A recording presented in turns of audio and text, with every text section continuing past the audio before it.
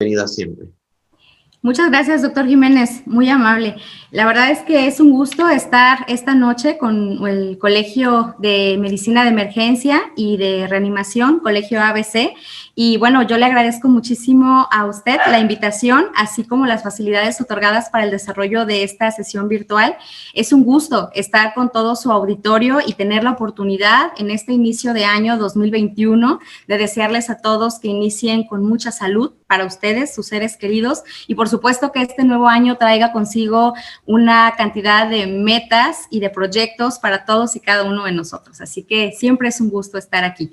Me presento con todos ustedes. Mi nombre es Minerva Paulina Hernández Martínez. Yo soy médico familiar, también soy un terapeuta familiar y de pareja. Actualmente me encuentro adscrita a la Clínica de Medicina Familiar número 1 del ISSSTE en Guadalajara. Ahí mismo soy profesora titular en esta sede académica de la especialidad en medicina familiar. Soy profesora de medicina familiar en el pregrado en medicina de la Universidad de Guadalajara. Y bueno, pues actualmente formo parte del Consejo Consultivo del Colegio Jalisciense de Medicina Familiar, del cual soy expresidenta. Ahora ya nuestra presidenta es la doctora María Elena Casillas.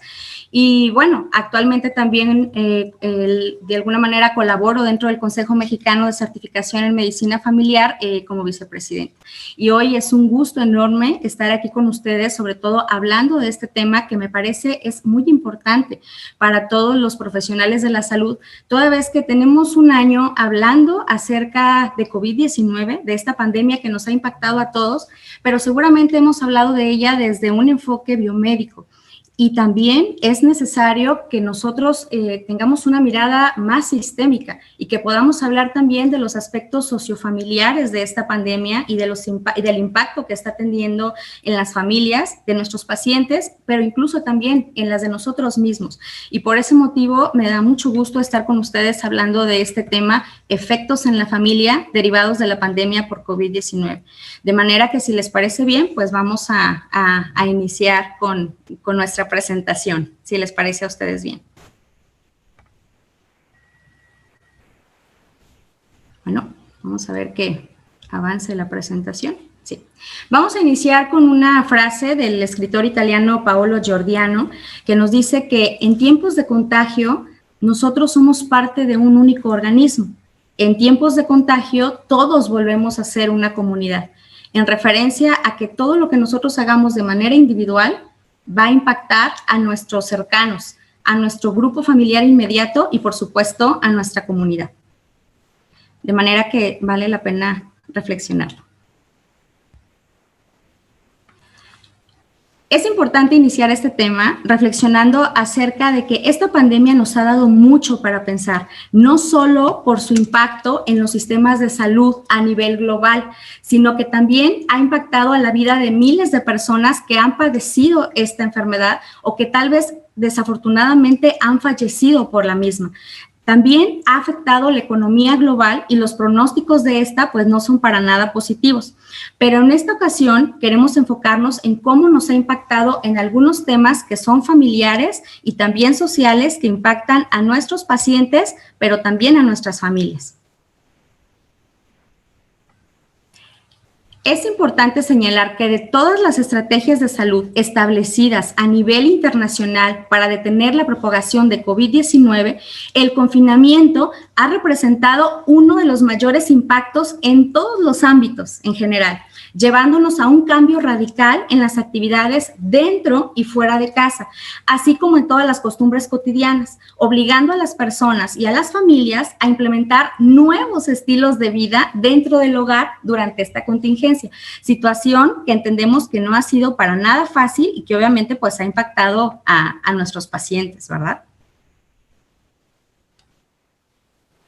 El distanciamiento social y el llamado a quedarse en casa como parte de las recomendaciones para poder prevenir todos los contagios, seguramente han cambiado toda la dinámica laboral que veníamos conociendo, pero también no solo eso, sino también las actividades escolares que de alguna manera han hecho que los niños tengan que adaptarse a tomar clases en casa, que la familia haya tenido que hacer adaptaciones para proveerles de una tableta, de un celular, de una computadora y de compartirla a lo mejor con diferentes alumnos que están en educación primaria u otros que están en secundaria y que tal vez en algunas familias tienen que estarlo compartiendo usando también estos instrumentos tecnológicos para que puedan trabajar los papás a distancia. De manera que ha cambiado sin duda la dinámica de las familias y también la dinámica social de muchas personas, que de un día para otro hemos tenido que adaptarnos a esquemas de home office o de educación a distancia, como bien decíamos, y de alguna manera estar integrando el trabajo con la propia convivencia familiar y tener que estar todos juntos, tal vez en un espacio de la casa,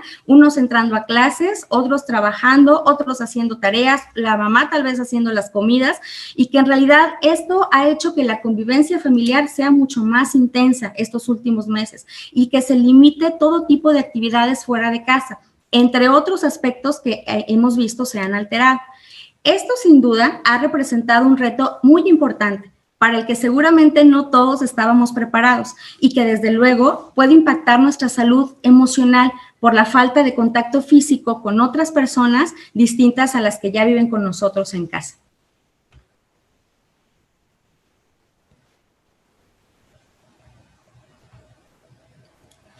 El estrés, la ansiedad o el miedo que se puede generar por la incertidumbre de la situación que estamos viviendo o incluso el surgimiento de roces y conflictos con la pareja o bien con otros integrantes de la familia por una mayor convivencia a la que tal vez no estábamos acostumbrados, por mencionar algunos de los efectos, a esto se le están añadiendo también los duelos y los malestares que se están gestando. Sabemos también que por motivo de esta enfermedad no todos los duelos se están pudiendo llevar a cabo en tiempo real. Las familias no pueden despedirse de sus enfermos y muchas de las veces no pueden llevar a cabo los rituales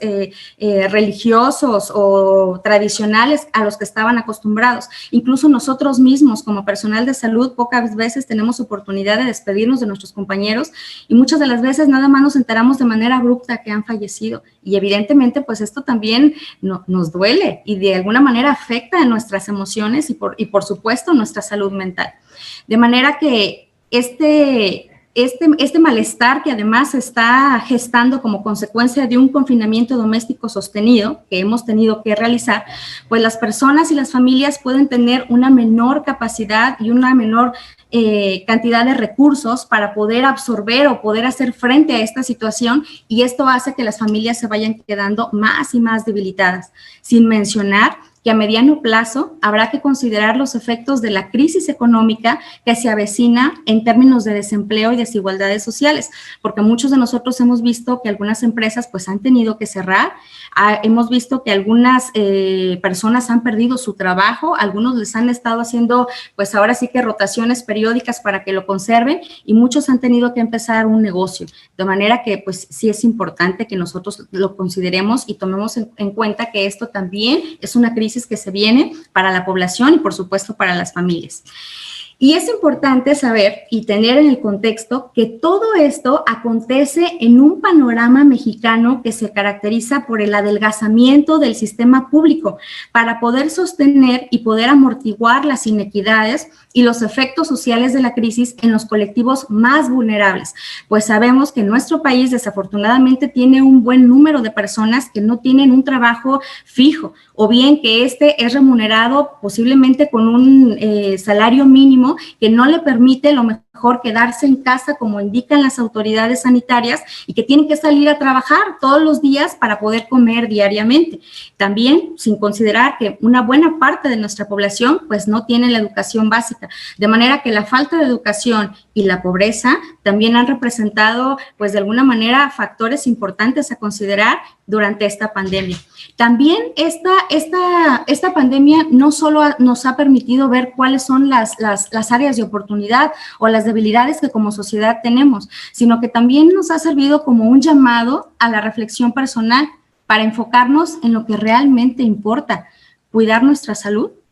seguir todas las indicaciones de prevención que se puedan, valorar a nuestra familia, valorar a nuestros amigos y sobre todo desarrollar nuevas habilidades. Todos hemos tenido que aprender pues nuevas habilidades tecnológicas y de cómputo, porque bueno, pues se ha hecho necesario trabajar a distancia y aprender también a distancia. Si nosotros damos una mirada al estado del arte que guarda este tema del impacto de la pandemia en las familias, pues nos vamos a encontrar que en realidad hay muchísimas publicaciones, hay muchos autores que han escrito acerca de este impacto, muchas personas interesadas en hablar de este tema, y nos vamos a encontrar que estas publicaciones no únicamente han venido del enfoque médico, sino que también han escrito de este impacto familiar, pues desde la sociología, desde, de alguna manera, desde la psicología, desde la antropología. ¿Por qué? Porque para ellos también es importante saber qué es lo que está pasando en la célula básica de la sociedad. De manera que estas son algunas de las publicaciones que nosotros hemos revisado para poder compartir con ustedes esta sesión del día de hoy. Y bueno,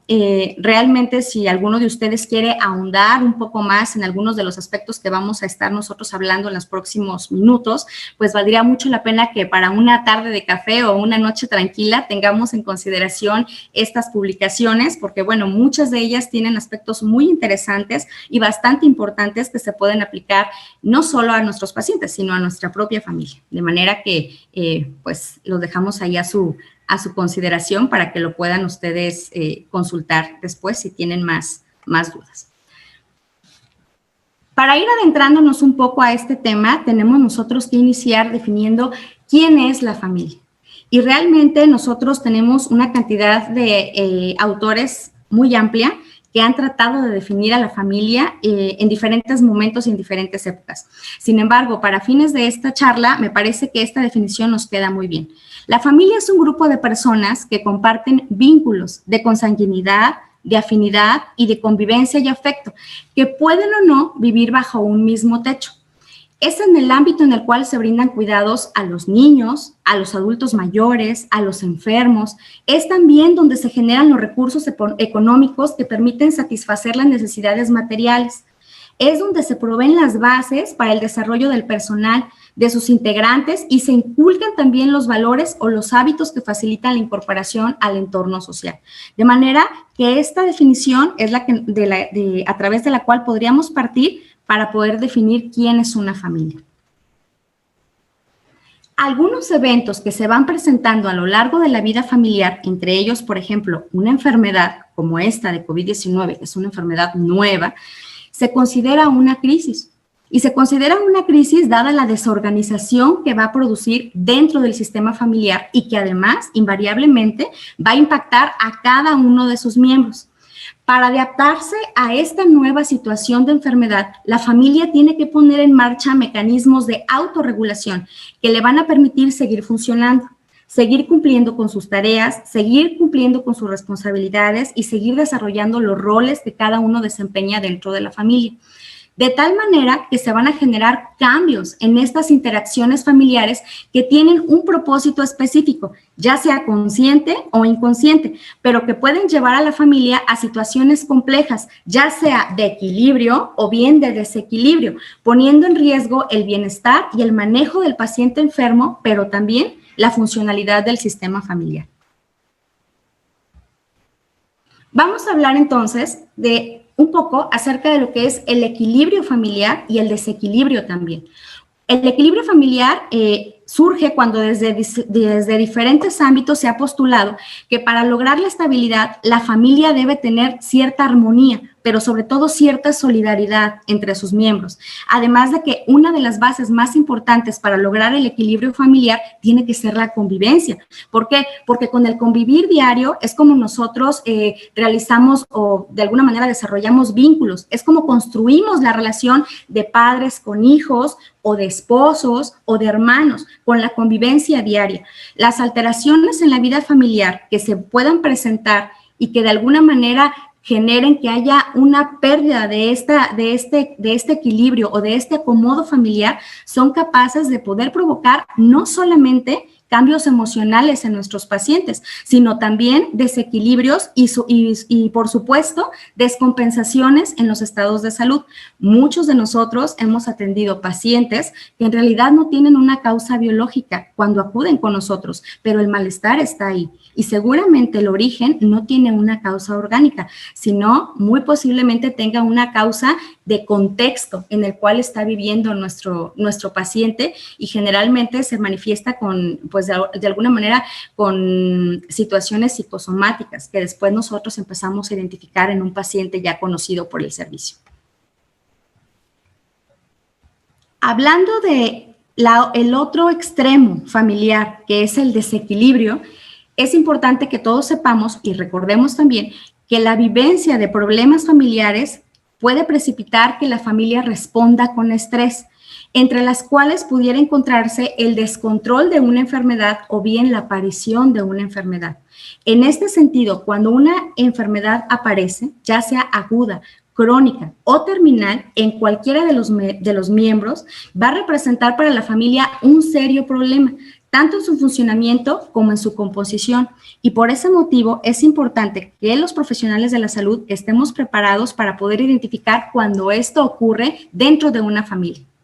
Para poder enfrentar una crisis como la que está presentándose en este momento por motivo de la pandemia, es necesario que la familia presente particularmente 4 características para que pueda hacerle frente. Primero, una comunicación que sea clara, específica y congruente. Que la familia sea capaz de poder, entre sus integrantes, decirse qué es lo que sienten, qué es lo que necesitan, qué es lo que esperan o qué es lo que están pensando en relación a cierta situación, y que no tengan que recurrir a la triangulación, a la comunicación enmascarada o a mensajes con terceros, que sean capaces de comunicarse entre ellos. Y aunque esto pareciera tan fácil y tan sencillo, les podría decir que una muy buena parte de la consulta en el primer nivel corresponde a una falta de comunicación muy importante entre los padres y los hijos o incluso entre la pareja. Segundo, debe de haber un respeto a la individualidad de sus miembros, saber que aunque son familia, no tienen por qué pensar igual, ni decidir igual, ni tener los mismos intereses o los mismos ideales. ¿Por qué? Porque todos son distintos y tienen un pensamiento individual cada uno de ellos. En tercer lugar, deben tener mucha flexibilidad para poder adaptarse a las nuevas demandas que se van presentando y a las exigencias de cada situación. Posiblemente yo sea estudiante y sea hija en una familia, pero si de pronto mi papá, que es quien sale a lo mejor a proveernos a mis hermanos, a mi mamá y a mí de los alimentos necesarios, y de pronto él se enferma, pues seguramente vamos a tener que hacer una modificación y flexibilizar el rol a lo mejor de hija, y ya no nada más ser estudiante, sino también integrarme yo a la fuerza laboral para poder apoyar a mi mamá y que el sistema familiar salga avante ante esta situación mientras mi papá se recupera. Y sobre todo, tener una adecuada toma de decisiones al buscar la solución de un problema, y que no decidan de manera abrupta y que no decidan otras personas externas a la familia por la propia familia, porque ellos son los que saben qué recursos tienen y cuáles son sus capacidades de afrontamiento para un problema en particular.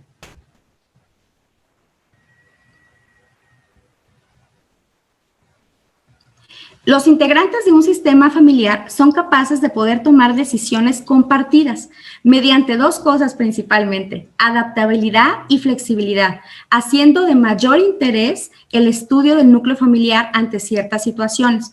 Actualmente, debido a esta pandemia, se han aplicado medidas preventivas que se fueron adoptando en diferentes países. Entre las principales está el distanciamiento social y el confinamiento en casa, situaciones ambas que para nada son habituales en nuestras familias. Si bien es cierto que antes no tenían muchos espacios o momentos de convivencia, o que estos eran muy limitados, lo cual es cierto, drásticamente debido a la aparición de COVID-19 se han encontrado las familias de una forma inesperada en un contacto obligado y continuo, 24 horas al día, 7 días a la semana, 365 días al año. Ya llevamos como 10 meses ahí de confinamiento, ¿no? Entonces, en realidad, sí ha representado muchos cambios para todos. Pero vamos a hablar un poco más acerca de nuestro contexto. Vamos a hablar de las familias mexicanas, esas que nos toca atender todos los días desde los diferentes niveles de atención, y esas a las cuales nosotros también pertenecemos. ¿Quién es la familia mexicana? La cultura de nuestras familias mexicanas, tenemos nosotros tener esto muy claro, se caracteriza por tener fuertes vínculos de apego. Y por tanto, ellos tienen muchas muestras de afecto que generalmente se demuestran de manera física: abrazos, besos, a lo mejor alguna caricia, a lo mejor tocar la cabeza. Por lo tanto, este aislamiento social Muchas de las familias mexicanas pueden estarlo viviendo como una forma de privarles del afecto a los hijos o a los padres, aunque ellos mismos puedan reconocer que a pesar de la distancia geográfica o de la distancia física, nosotros podemos estar próximos afectivamente a través de todos los medios virtuales, a través de una videollamada, a través de una llamada telefónica, a través del correo electrónico. Sin embargo, muchas de las veces, a pesar de esta cercanía tecnológica, muchas de las familias mexicanas todavía resienten la cercanía física que ya no tienen. Es, por tanto, muy necesario considerar que la historia familiar que tiene un paciente va a repercutir necesariamente en cómo viven el distanciamiento y también va a repercutir en qué tanto hacen caso a las recomendaciones de las autoridades sanitarias o qué tanto no hacen caso de ellas. Existen familias incluso que antes de aparecer el coronavirus compartían ya su existencia en relaciones interpersonales que eran muy disfuncionales y desde entonces se sentían como en una soledad acompañada, pero que en realidad, aunque formaban parte de una familia, pues no convivían entre ellos y tampoco eran cercanos unos con otros. El INEGI desarrolló una encuesta en el 2019 para poder evaluar cuáles eran las familias y los tipos de hogares en México. De manera que ellos mencionaron en su reporte que, bueno, que los hogares en México actualmente se clasifican en dos principalmente: los hogares familiares, que representan el mayor porcentaje de la población, y los hogares no familiares. Los hogares familiares son aquellos donde al menos uno de los integrantes tiene parentesco con el jefe o jefa de familia y que además, a su vez, estos hogares familiares se pueden clasificar de tres maneras: en un hogar nuclear integrado por el jefe de familia, el cónyuge y los hijos; en un hogar ampliado formado por el hogar nuclear y al menos otro pariente, que puede ser un tío o un primo; y también por hogares compuestos, que están formados por un hogar nuclear, pero también un integrante que no tiene parentesco, que bien puede ser un compadre, un ahijado o un amigo. También nos dice el INEGI que hay un menor número de familias que representan a la población mexicana, las cuales viven en hogares no familiares, es decir,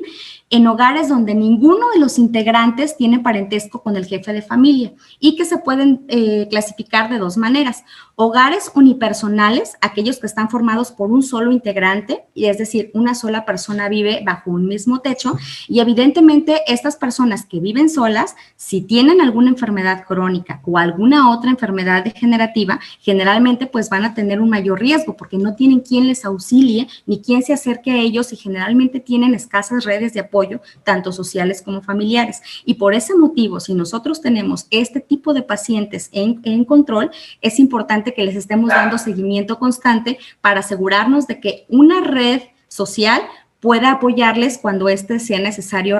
tenga necesidad de recibir atención, o bien de llevarlo con el médico, o bien recoger sus medicamentos y llevárselos. El otro tipo de hogares que conforman los no familiares en México son los hogares corresidentes, esos hogares que están formados por dos o más integrantes que no tienen parentesco. Por ejemplo, las casas de los estudiantes, los conventos, los seminarios y este tipo de casas que obviamente tienen a varias personas que no pertenecen a una misma familia, pero que sin embargo están viviendo juntas, haciendo funciones de familia y cuidándose unos a otros. Sin embargo, el INEGI no es la única institución que estudia a la familia en México. Existen otras instituciones como el Instituto de Investigaciones Sociales Todos Somos Familia, quienes ellos también pues se han dedicado a hacer seguimiento a la población mexicana y qué tipo de familias son las que conforman esta población. Y bueno, pues esto nos dice que principalmente existen tres tipos de familias: las familias tradicionales, aquellas en las cuales están presentes papá, mamá y los hijos, y que además existen tres tipos: las que tienen niños, las que tienen jóvenes y las que además tienen otros familiares viviendo con ellos, por ejemplo, los abuelos o un tío. Y estas familias tradicionales en su conjunto representan prácticamente el 50% de la población mexicana. También existen otras familias que son las familias en transición. Estas familias no incluyen alguna de las figuras tradicionales como papá, mamá o hijos, sino que más bien estas familias en transición son las que se integran por madres solteras, las familias de parejas jóvenes que han decidido tal vez no tener hijos y a lo mejor tener mascotas, o bien retrasar un poco la paternidad y vivir primero en pareja, o bien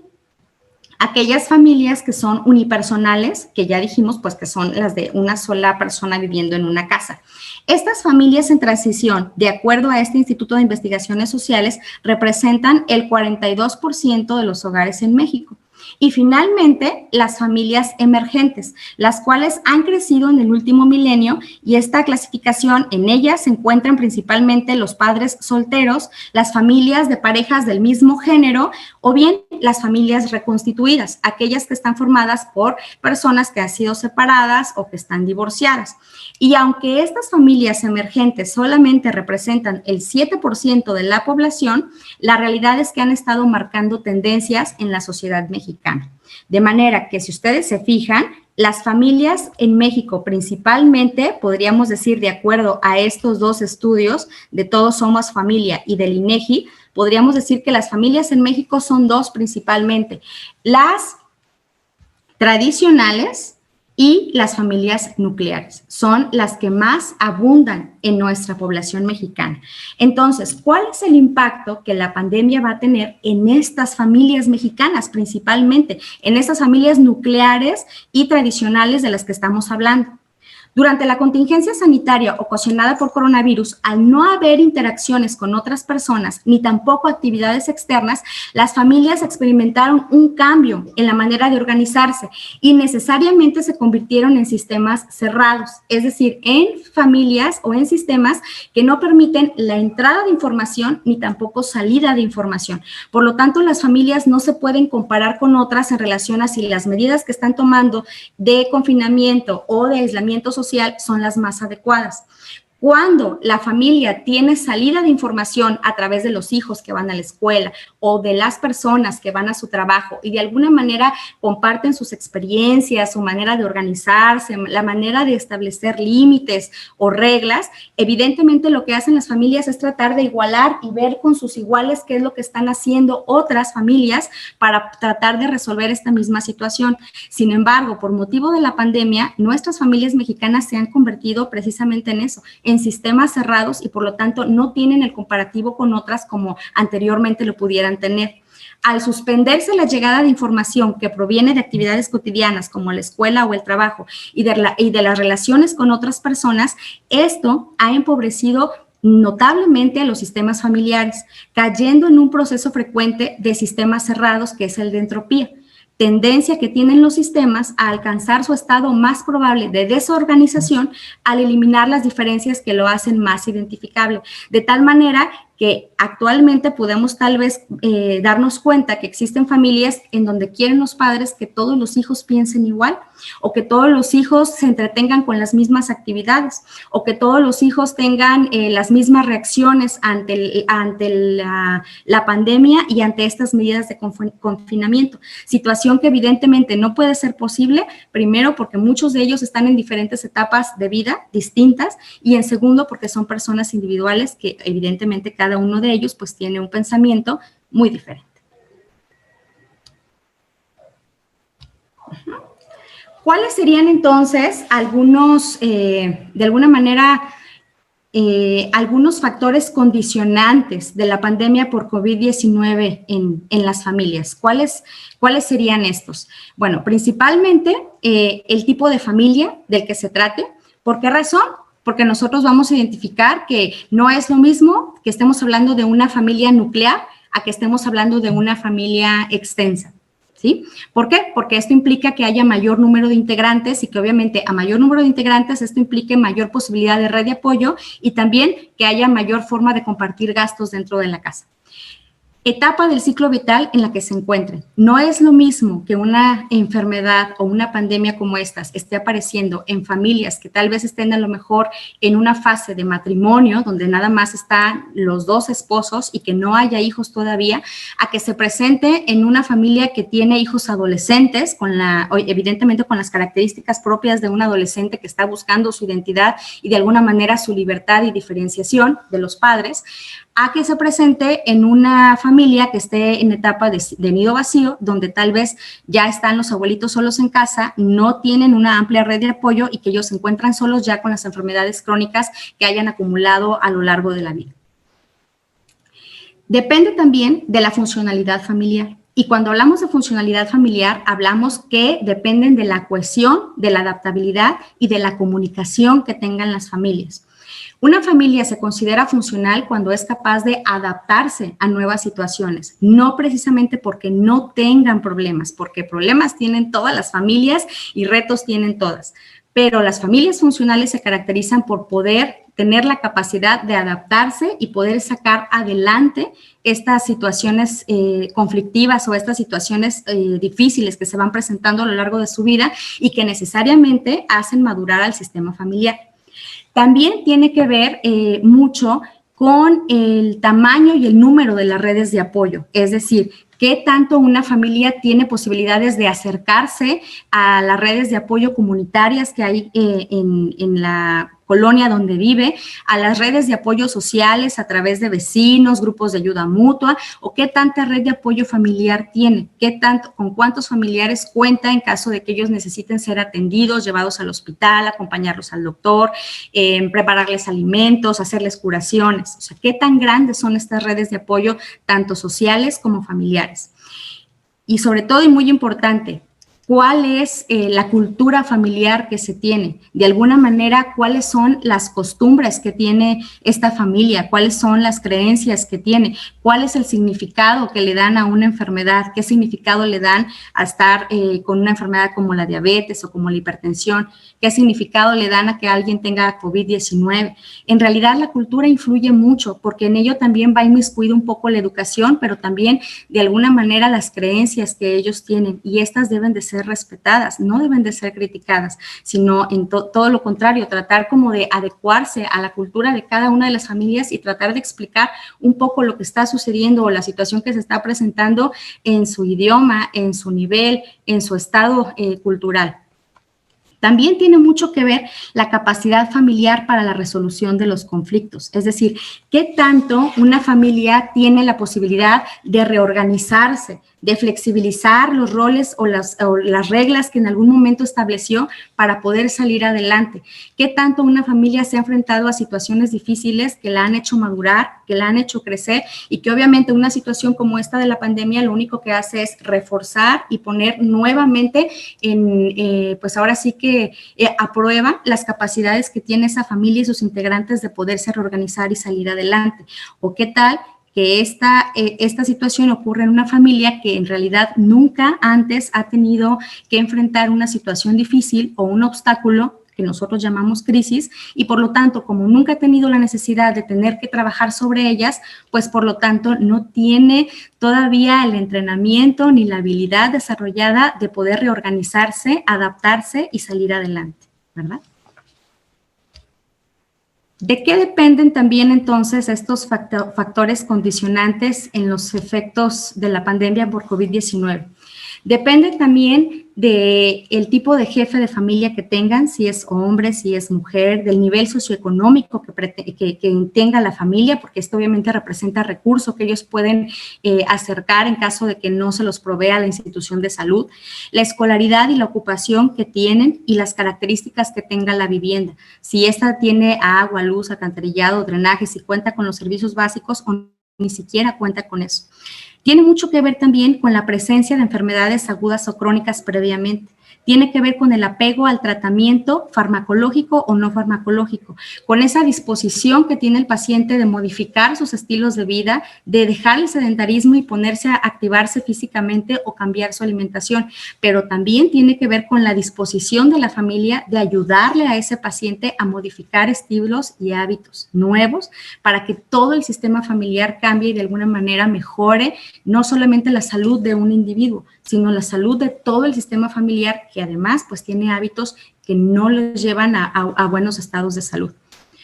Y finalmente, tiene que ver también con qué tanta facilidad o qué tanto acceso a los servicios de salud tiene esta persona para poder solicitar apoyo en caso de que lo necesiten. Si en la comunidad donde vive hay un hospital regional, si en la comunidad donde vive hay un centro de salud, o si de plano no hay nada y únicamente cuentan tal vez con la partera o con el curandero de la localidad, ¿no? Y finalmente, estos factores condicionantes de los efectos de la pandemia tienen mucho que ver también con el tipo de respuesta familiar que tengan a las enfermedades. La respuesta familiar puede ser centrífuga, en la cual todos los integrantes tienen cosas que hacer y no se comprometen con el paciente enfermo ni con lo que sucede y mejor dejan asignado a un cuidador y ellos se van a hacer sus actividades y están todos desvinculados y por lo tanto esto hace que el cuidado y la responsabilidad se quede en una sola persona que generalmente se sobrecarga, tiene insomnio, depresión y síndrome del cuidador. O bien, si la familia tiene una respuesta que es más centrípeta, en la cual todos participan del cuidado del paciente enfermo, todos se responsabilizan de llevarlo al médico, de hacerles los alimentos necesarios que ellos están requiriendo y de alguna manera ellos se involucran en el cuidado de este paciente. De manera que si ustedes se fijan, pues no nada más es la pandemia como tal, sino que tiene mucho que ver con las características de las familias, pero también de los factores condicionantes que tienen estas familias para que el impacto de esta pandemia sea mayor o menor en cada una de ellas.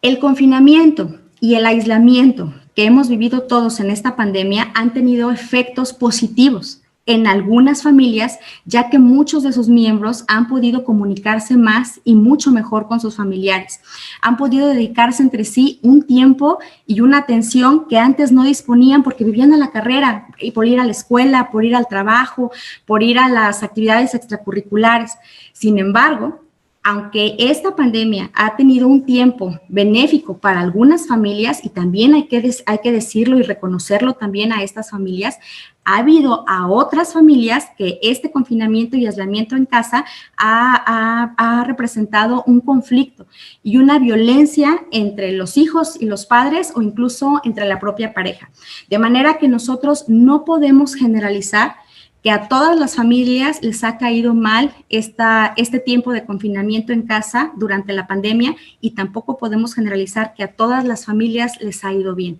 En general, ha dependido de los recursos propios de cada una de las familias, de su capacidad de afrontamiento y de la manera que ellos tienen de resolver conflictos y, por supuesto, de cada uno de sus integrantes. Por lo tanto, no es atinado nunca que nosotros generalicemos que todas las familias han tenido malos resultados o bien que todas las familias han tenido buenos resultados. ¿Qué es lo que ha ocurrido durante la convivencia en este confinamiento en casa? Se pueden identificar principalmente 3 factores que han agravado la convivencia durante este confinamiento. Primero, y antes que nada, la proximidad. El espacio físico donde se encuentra la familia generalmente ha sido limitado. Esto como respuesta al tipo de infraestructura en casa que tenemos todos aquí en México. Y sobre todo, de que cada uno de los integrantes del sistema demanda su propio espacio personal. Muchos de ellos ya estaban identificados en a lo mejor ubicarse en el jardín, otros en la sala, otros en el comedor, y a lo mejor era como su espacio favorito en la casa. Sin embargo, por motivo de este confinamiento y motivo de que todos han tenido que hacer actividades a distancia, como lo estamos haciendo nosotros ahora en esta sesión virtual, pues claro que han tenido que compartir en el mismo comedor los salones de tercero de primaria y de segundo de secundaria. Se ha convertido en la oficina del señor que a lo mejor vende seguros a distancia, pero también se ha convertido en parte de área de trabajo de la mamá que está haciendo la comida, el desayuno y que también está tratando de organizar las actividades escolares de los hijos. De manera que la proximidad sí ha hecho que mucho de los espacios individuales de cada uno de los integrantes de la familia se pierdan y con esto que no haya espacios personales para cada uno de ellos. Segundo, se ha identificado también que muchas de las familias tenían dificultades desde antes, es decir, que venían arrastrando problemas de otras etapas de su vida familiar. Por ese motivo, una pareja puede haber tenido conflictos conyugales desde antes de la aparición del coronavirus o incluso en la misma familia puede haber habido ya alguna rivalidad entre hermanos que ahora en esta situación en la que están todo el tiempo juntos, pues obviamente se ha agudizado mucho más y se ha notado mucho más en las interacciones con ellos dos. Y tercero, durante esta convivencia en confinamiento se ha visto mucho la ausencia de la mirada exterior, es decir, la familia no puede considerar cuáles son las acciones que están tomando otras familias o cuáles son las medidas que están tomando otras familias con sus hijos, con sus adolescentes, cómo se están organizando para tratar de darle a cada quien el espacio que necesita. Toda vez que la familia en este momento se encuentra como una institución o un sistema cerrado sobre sí mismo y por lo tanto al estar sobre sí mismo se magnifica todo lo que se hace. Si a lo mejor el niño posiblemente no ponga atención en clase porque está aburrido y tiró el vaso de leche, esto se va a magnificar a una escala grandísima y esto va a ocasionar que lo que antes era algo tan sencillo como un accidente, pues ahora sea motivo de que inicien una guerra campal entre el hijo y la mamá o incluso un problema conyugal que desde antes tenían y que ahora pues está notando mucho más por este pequeño motivo. ¿Cuáles son entonces los escenarios que nos están imponiendo por este coronavirus? ¿Cuáles son estos escenarios familiares que están apareciendo? El aislamiento ha sido vivenciado, como ya dijimos, de distintas maneras por todas las personas y por cada familia en particular, al igual que el modo de enfrentar los problemas y la pandemia por COVID-19, porque no depende solo del problema, sino también de las características personales que cada uno tiene, de sus propias herramientas y de sus propias habilidades para poderse sobreponer a una situación difícil, de la capacidad de resiliencia que cada quien tiene, pero también de los niveles de afrontamiento que son capaces de realizar, de las historias de vida. Si antes habían tenido ya problemas y que los han superado o habían pasado ya por una situación difícil, ya sea de manera personal o familiar, pero también depende del propio contexto personal. Y cuando hablamos del contexto, hablamos de la situación laboral, de la situación escolar, profesional, familiar o emocional, que también tiene mucho que ver en cómo se desarrolla o cómo de alguna manera una persona reacciona a una situación que se está presentando. Por lo tanto, tiene que ver también con el contexto social e histórico de cada uno de los individuos y también de cada una de las familias. Por esa razón, es difícil poder generalizar que un escenario familiar en la pandemia va a resultar de una manera con unos o de otra manera, va a resultar de manera igual con todas las familias, porque en realidad todas son distintas y eso no puede ser posible.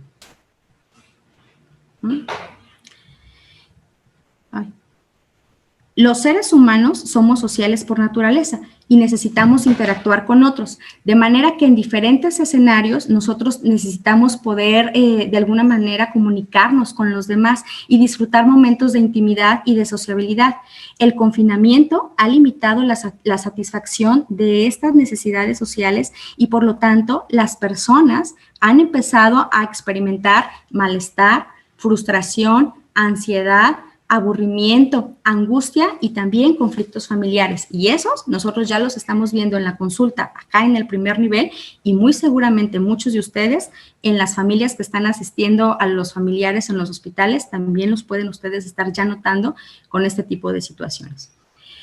En nuestro país podemos identificar dos principales grupos familiares. El primero es el de las familias tradicionales. Estas que están estructuradas desde un modelo donde impera una diferenciación de roles y de estatus jerárquico de acuerdo al género y a la edad. donde principalmente se beneficia o se le da mayor importancia a los varones y a las personas mayores, y donde el trabajo se va a incrementar en las mujeres, sobre todo las tareas domésticas, ya desde antes de la aparición de la pandemia, y que ahora con motivo de esta ya no nada más se encarga de las tareas domésticas, sino también de las tareas escolares, de ser profesora, de alguna manera de ser guía de los hijos, y también de estar organizando a todos a la hora del recreo, ¿verdad? Que generalmente pues es todo el día porque están intercalando horarios escolares, y de alguna manera esto ha hecho que en estas familias tradicionales la responsabilidad se haya cargado todavía más en las mujeres. En algunas investigaciones realizadas se ha concluido que el malestar psicológico ha aumentado en todos, y particularmente en las mujeres de este tipo de familias tradicionales ha sido significativamente mayor. Además, en los menores de edad, y obviamente pues esto ha incrementado ha presentado un aumento en la irritabilidad y cambios de humor. Esto sucede en las familias tradicionales de acuerdo al Instituto de la Mujer.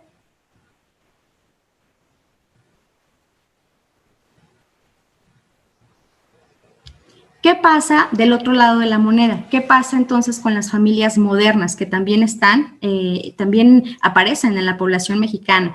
Estas familias modernas en tiempos de coronavirus han percibido el aislamiento mucho más favorable entre las familias caracterizadas por la incorporación laboral de la mujer y su papel en la economía familiar, donde la autoridad y las relaciones de poder entre los miembros de la familia tienen mayor participación, al igual que el padre, y también comparten los cuidados de los hijos, incluso mueven la redistribución de las tareas domésticas. Es decir, las familias modernas son aquellas donde ambos padres comparten roles de crianza, de tareas domésticas, pero también de proveer a la casa de todos los alimentos o los insumos que necesita para salir adelante. Y estas familias comparten roles entre las cabezas, entre el subsistema paterno. Las familias en las que las relaciones interpersonales se regulan desde valores como la igualdad, la solidaridad, el respeto, el confinamiento se va a vivir evidentemente con mucha menos carga para los miembros del grupo familiar, pero principalmente en las mujeres,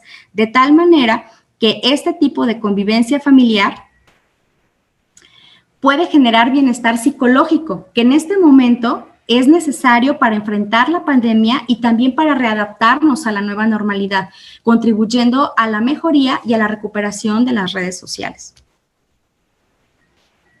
¿Cuáles han sido algunas consecuencias de los cambios en la dinámica de los subsistemas? Durante la pandemia se han dado una situación familiar donde un gran número de padres, que nosotros les llamamos subsistema paterno, trabajan a distancia, mientras están cuidando a los hijos que también están en la escuela y tienen que estar haciendo tareas. Y el resto, un buen grupo importante de padres, ha sufrido un despido definitivo o temporal por el cierre de sus empresas.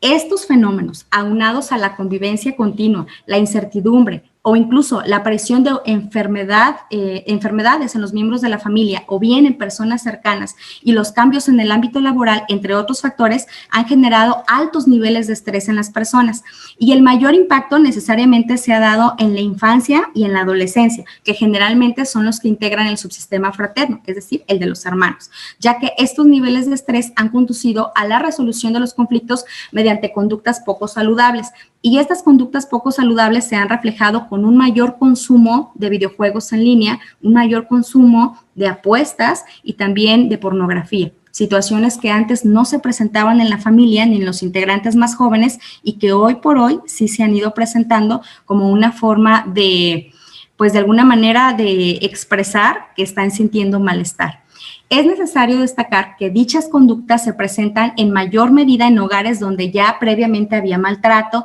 adicciones o condiciones socioeconómicas graves, o incluso donde hubiera enfermedades psiquiátricas, donde ya había un sistema de exclusión social y escaso apoyo social o bien problemas maritales.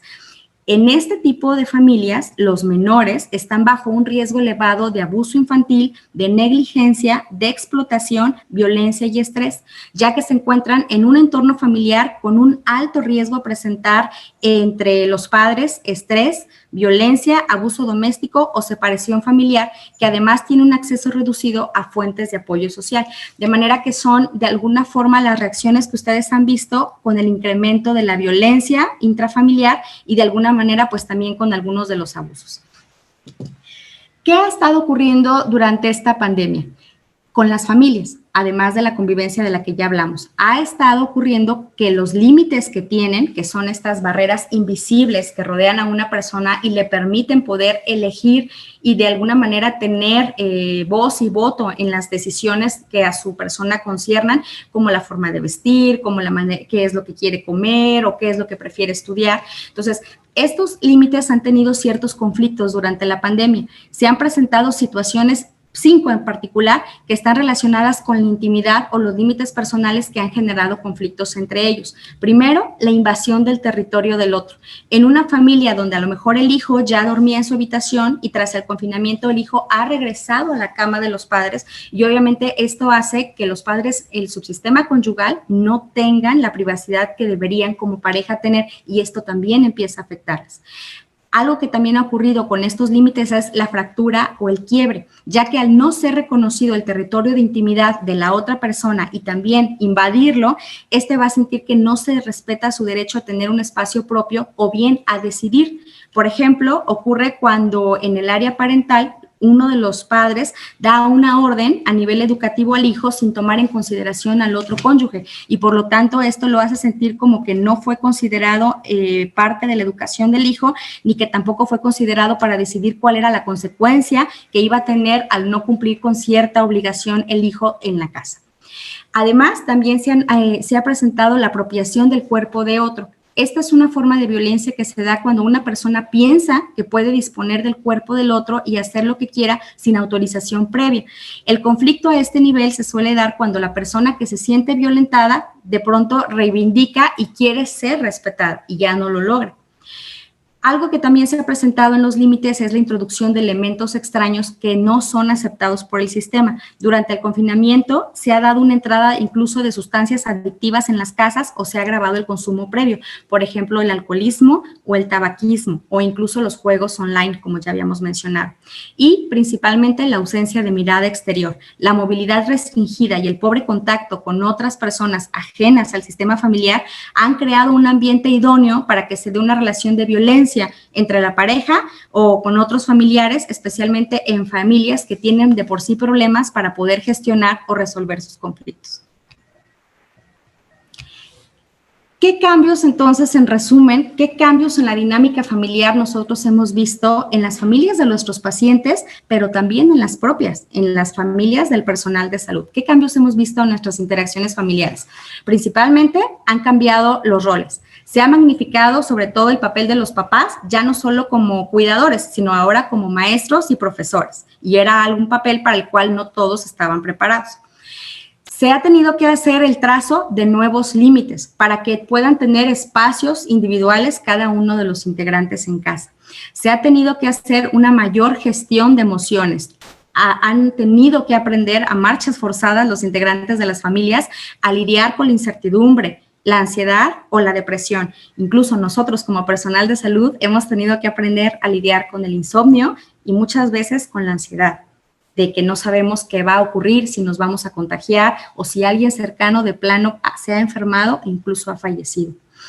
Hemos tenido también que aprender dentro de esta dinámica a propiciar espacios individuales. Está bien que la familia viva junta y que esté en un mismo espacio, pero se ha tenido que restringir a que la sala posiblemente sea el espacio de trabajo del hijo que va a la secundaria, a lo mejor el comedor, el espacio de trabajo del hijo que va a la primaria y a lo mejor el estudio se lo dejamos al papá, que es el que tiene que estar haciendo trabajos y la mamá está en el área geográfica de la cocina para poder estar empleando los alimentos. Pero luego los padres, por ejemplo, en las familias modernas intercambian estos roles y pueden estar en diferentes áreas geográficas, pero delimitar una zona en particular para cada miembro de la familia, por pequeña que sea la casa, es lo más saludable, para que no se sientan todos juntos, aglutinados y conglomerados, sientan que están atropellándose sus espacios físicos y que cada uno organice su computadora, sus cuadernos, sus cosas como considere más adecuado o a su preferencia, porque de esta manera pues van a tener un espacio dentro de casa. Y sobre todo, se ha tenido que ordenar la vida familiar para darle estructura, con horarios y rutinas, a sabiendas que los niños se tienen que levantar, se tienen que bañar, se tienen que cambiar y no quedarse todo el día en pijama, a pesar de que están en casa. ¿Por qué? Porque esta estructura y esta rutina les da a ellos la idea de un orden, la certidumbre de que tienen que estar cambiando de actividades cada cierto tiempo y no tienen que hacer una sola, por ejemplo, relajarse todo el día.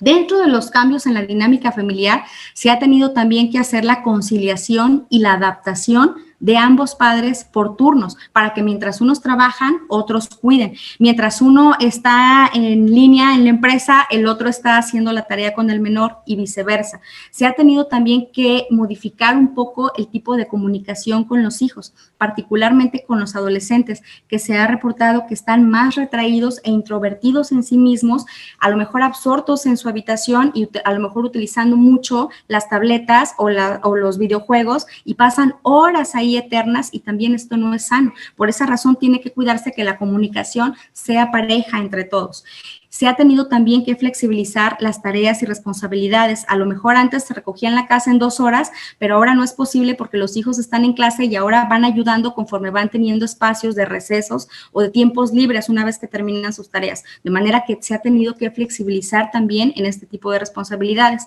Y sobre todo, y lo más importante, se han tenido interacciones mucho más aumentadas. Ahora interaccionan todos 24 horas al día, situación que antes, pues evidentemente no se presentaba. Todos estos cambios de los que hemos hablado en la convivencia, en los roles y en la dinámica familiar tienen mucho que ver con la capacidad que tiene la familia de hacer frente a una situación externa que es nueva. Y en este caso hablamos del afrontamiento familiar, de los recursos personales y familiares para salir adelante, adaptarse, reorganizar sus roles y flexibilizar un poco las responsabilidades. El afrontamiento familiar necesariamente es considerado como un factor de funcionalidad familiar y que necesariamente requiere del apoyo social para poder salir adelante. Hay muchas familias que no tienen apoyo social. Cuando nosotros somos proveedores de un sistema de salud, nosotros somos también encargados de acercarles a ellos redes de apoyo que a lo mejor son artificiales, pero que en realidad les pueden ayudar. Por ejemplo, el servicio médico institucional, los grupos de ayuda mutua, trabajo social, entre otros. Incluso acercarlos a recursos que tengan cerca de su comunidad, como pueden ser los grupos DIF, los grupos municipales, los grupos comunitarios, los grupos religiosos, que de alguna manera les permitan a ellos mantenerse activos y de alguna manera participar de las actividades. Ahorita la mayoría de estos grupos no hacen actividades presenciales, pero sí lo hacen de manera virtual por correos o videollamadas que también los pueden mantener activos. Durante la pandemia, las personas pueden percibir un tipo de afrontamiento que sea más activo y que sea más útil en la colaboración, porque si los miembros de la familia distribuyen las tareas domésticas, como vimos que lo hacían las familias modernas, y distribuyen los cuidados de los enfermos entre todos, la carga se hace menos pesada y no se la dejan, por ejemplo, a las mujeres que generalmente tienen el perfil de cuidadoras en casa, sobre todo si es la esposa, la mamá o la hija mayor. Y de alguna manera esta responsabilidad se equilibra entre todos los integrantes de la familia y teniendo más corresponsabilidad y participación por parte de la pareja, los hijos o bien otros familiares.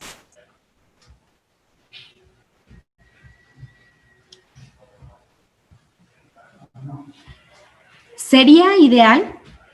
que cada miembro tuviera su propia habitación, con todo lo que acabamos de decir, para que tengan sus espacios individuales bien definidos. Sin embargo, a veces esto no es posible por el tipo de vivienda en el que se encuentran, pero en realidad no es necesario que sea así, que cada quien tenga su propia habitación, sino que el espacio privado puede ser un área determinada de la casa o incluso un cajón o un cartón o incluso una mochila donde cada quien pueda tener sus cosas personales que va a necesitar para actividades educativas, laborales o incluso escolares. Al delimitar de manera consensuada con la participación de todos cuáles van a ser los espacios íntimos de cada miembro, se va a evitar la invasión a la intimidad del otro y las conductas violentas también van a empezar a disminuir porque ya no va a haber transgresiones que puedan causar este tipo de reacciones de que mi hermano se vino a mi mesa y su mesa es aquella, o que el papá esté furioso porque los hijos están dentro gritando cuando él está en una videoconferencia, o que la mamá se siente muy ansiosa porque está a lo mejor utilizando la estufa o picando algo y que los hijos estén por ahí jugando cerca y se puedan lastimar o que pueda de alguna manera ser motivo de algún accidente doméstico. Entonces, sí es importante que nosotros pues vayamos delimitando esto. Y ya para ir cerrando este tema, creo que vale mucho la pena de alguna manera repasar algunas conclusiones. La armonía y la integración familiar no se logran atendiendo las recomendaciones de convivencia que nos hacen las autoridades, ni tampoco se logra gracias a la buena voluntad de sus integrantes, sino que esta integración familiar es resultado de procesos que se van desarrollando a lo largo de toda la historia de la familia y se sustentan en las características de las relaciones que establecen los miembros entre sí. La convivencia productiva, generadora de solidaridad y desarrollo, no consiste solamente en estar juntos, sino en la capacidad de que puedan ejercer las jerarquías, de reconocer las necesidades propias y las de aquellos con quienes se convive, de utilizar los recursos materiales, sociales e incluso personales con el fin de beneficiar no solo a los integrantes de manera individual, sino a todo el grupo de manera general.